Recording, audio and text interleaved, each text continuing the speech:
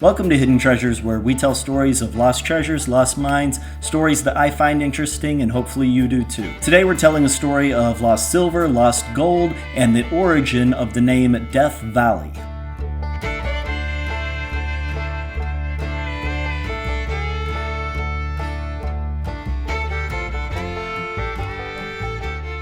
In 1849, a group of prospectors left Utah headed for California. They were going to strike it rich in the California gold rush. Crossing from Utah to California at the time was fairly dangerous. In order to get there, they had to cross the Sierra Nevada mountain range. Just several years before this, and just to the north, the Donner Party had also tried to pass. I'm sure you know the story of the Donner Party. That's not this story. If you want to go look it up, there's a link down in the description. But the result of the Donner Party was not successful, and it's a pretty horrific story, so if you want to go check that out. With the Donner Party being fresh in these prospectors' memories, they knew that they needed to find someone who could get them across the Sierra Nevadas safely. The only person that knew a path across the Sierra Nevadas was Captain Jefferson Hunt. He knew the Old Spanish Trail, which was a fairly popular trail to cross in the winter.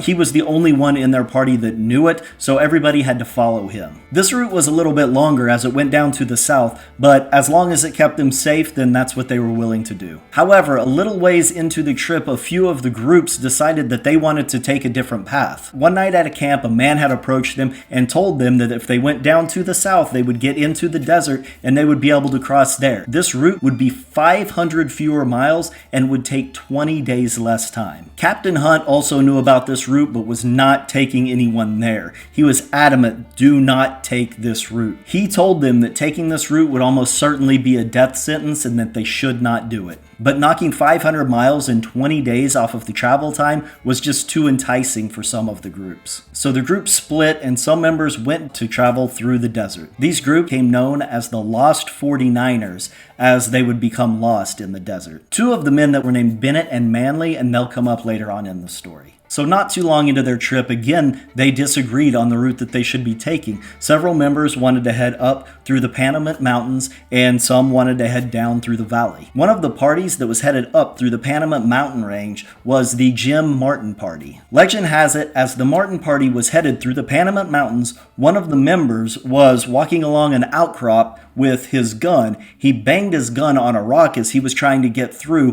which broke the gun sight and it fell off. As he was down looking for it, he discovered on the ground that there were small bits of silver on the ground. As he looked up, he noticed that there was a vein of silver running up through the outcrop. At this point, they were all delirious, they were dehydrated, they were running out of water, they were running out of food, and they were trying to get through these mountains. They were more worried about surviving than they were about this silver. However, they did collect some of the silver to take with them, and then they headed out on their way. The two groups that had split, half of them went through the Panamint Mountains and half of them went through the valley. They met up again at White Sage Flats. At White Sage Flats, they showed the other group that they had found this silver, and they didn't know exactly where it was, but they said, this is the route that we took, and we can probably get back there. Again, they left White Sage Flats, headed for Mariposa, but this took them 4 months to get through. They didn't have enough water, they didn't have enough food, they ended up having to kill their oxen and eat their oxen for food, and they just barely made it. When they arrived, they had all lost weight, they were all dehydrated, they were barely alive. The man that actually discovered the silver had a new gunsight fashioned out of the silver, and they ended up calling it the Gunsight Silver Mine. So these men went back in search for that mine, and they looked and they looked and they looked, and of course they couldn't find it, but there were plenty of people in the area that also heard about this. This actually became a really popular mine. Since then, many silver mines have been found in the area, so one of those is most likely this mine. But at this time, there were just tons of prospectors that were flooding the area now looking for this mine. One of the prospectors that came to the area looking for the lost gunsight mine was a man named Charles Alvard.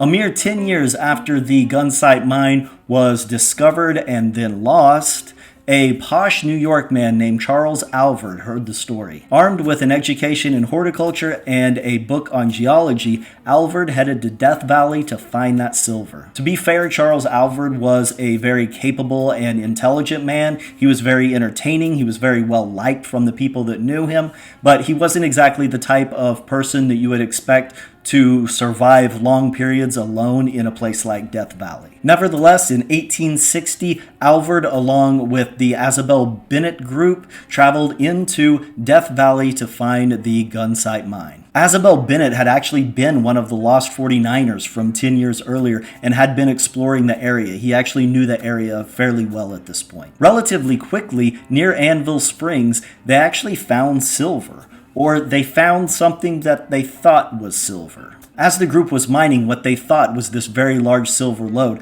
Alvard decided that he was going to go off and he was going to look for Goler's gold. Several years earlier, two men, one of them named John Goler, had been dehydrated and hungry and starving in the desert and had come across gold nuggets. The second man started gathering the gold nuggets, and Goler didn't want anything to do with it. He was dead set on finding water and getting out of there. They eventually got out of the desert with a few of those gold nuggets, told everybody about it, but they were lost when they found it, so they had absolutely no idea how to get back and find the gold. That didn't stop them from trying. They went back and back and back, and they never found that gold. But all of the people had gone searching for it and pretty much narrowed it down to the location where Alvard was at this time. So Alvard was gone for 2 weeks looking for this gold, and as I said earlier, he wasn't the type of man that you would expect to survive very long in Death Valley. So the people at the camp were actually starting to get worried about him, thought that maybe he had been killed by natives, or if he had just fallen, broken his leg. They were starting to get worried that he probably wasn't going to come back. But he did come back. After 2 weeks, he came back hungry and dehydrated, as everybody is in Death Valley, and he came back with rocks, black rocks that had little speckles of gold. The prospectors in the group weren't really worried about Alvard's gold because it was such a small amount,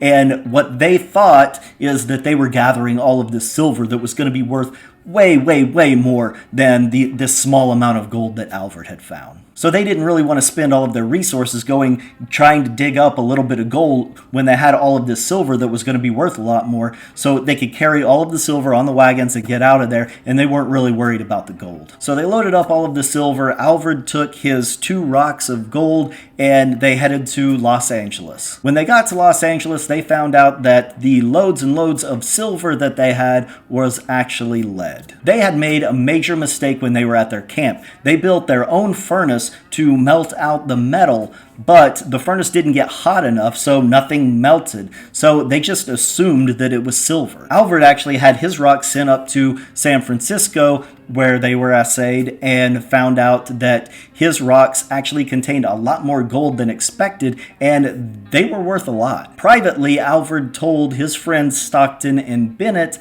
that he had found this gold and that it was worth a lot more and that they needed to get back to those mines and find this gold again. However, Stockton and Bennett were not very trustworthy, and they started telling everyone. So everyone wanted to be included in this. People started bringing in wagons, bringing in horses, and trading the wagons and the horses in to come along on the next expedition to go find Alvard's gold. This rubbed Alvard the wrong way. He didn't know how much gold was out there, and he found it, and he thought that he should get it.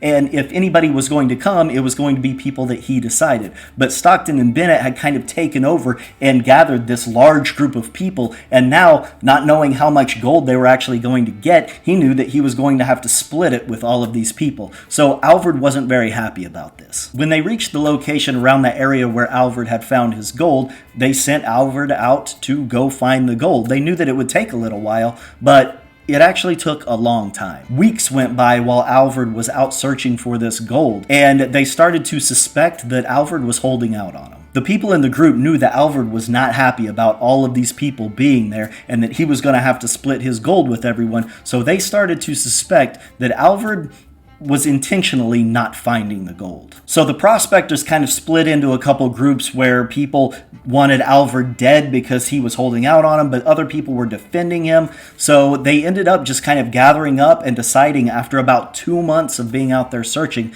that they were all going to leave, and they were just going to leave Alvard there. So the group decided that they were going to leave Alvard alone in the desert. They gave him a few supplies, and Bennett and Stockton actually pulled him to the side and said, just hang tight. We're going to get everybody out of here, and then we're going to come back and get you. When Bennett and Stockton arrived at Stockton's ranch in San Gabriel, they actually found several other prospectors there waiting for them. The prospectors had heard of Alvard's gold, and they wanted to go with Stockton and Bennett back to find it. They also didn't care about Alvard, and they convinced Stockton and Bennett to take more of a roundabout way to look for Guller's gold on the way there. So it actually took quite a while for these men to get back to Alvard, and at this point nobody knew if he was going to be alive or dead. But to their surprise, when they set up camp, not where they had left Alvard, but several miles away, they set up camp, and all of a sudden they heard footsteps coming out of the mountain, and there was Alvard. He just came down to their camp and sat down with them. Apparently Alvard was getting pretty good at living in Death Valley.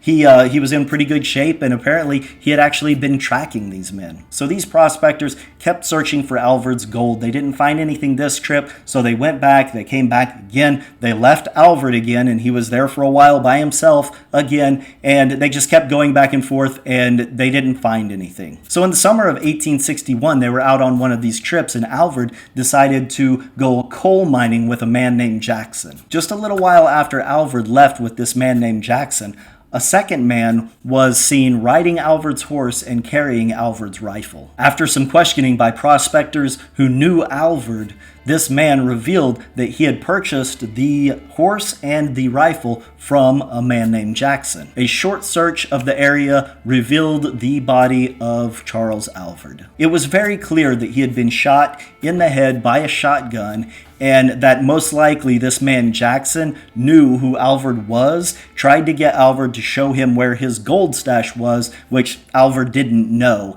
and Jackson ended up killing him. Manley, Stockton, and Bennett had been on many expeditions with Alvard, searching for Alvard's gold, searching for the gunsight mine, and searching for Guller's gold, and they were known in the area, and they met all of the prospectors in the area throughout the years and years they were there. They always told the original story of being the Lost 49ers and trying to get out of what they called at the time Death Valley. Obviously in California, this was the news at the time. The reporters in Los Angeles and San Francisco wanted to hear all of these exploits of the prospectors that were out in the desert searching for the silver and gold. So it wasn't long before they heard the name Death Valley that came from Manley and Bennett. It also wasn't long before a San Francisco man made a map of the area and called it Death Valley. I hope you enjoyed the story. If you did, don't forget to like, leave comments, and subscribe. Thanks for watching.